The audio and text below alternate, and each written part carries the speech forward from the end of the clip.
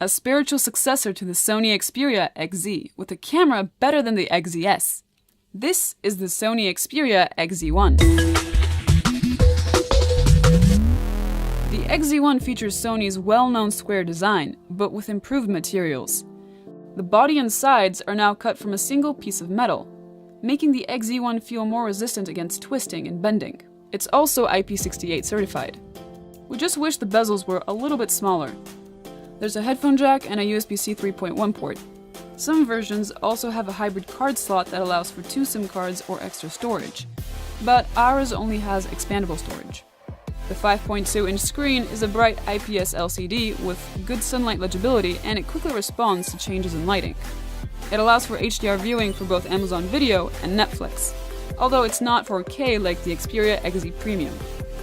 The Xperia XZ1 has a 2700 mAh battery, which is a little bit smaller than last year's XZ, but we're expecting similar battery life with the optimized software and the new chipset's efficiency.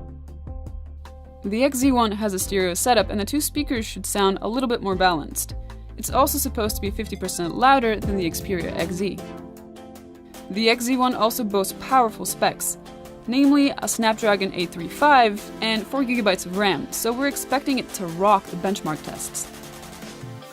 The phone features Android 8, aka Android Oreo, with Sony's overlay. There's no bloatware, and whatever apps you dislike are easy to delete. One of Sony's most interesting inclusions is a 3D creator with which you scan objects or people. This creates a 3D version of them, which you can spin around, use as a live wallpaper, or even print out on a 3D printer. The camera is one of the phone's most notable features. The respectable 19-megapixel camera is quite like the one on the Xperia XZS, with super slow motion capabilities, but with a few upgrades. It now has autofocus burst, and it continues to focus on your subject while you keep the shutter pressed for burst.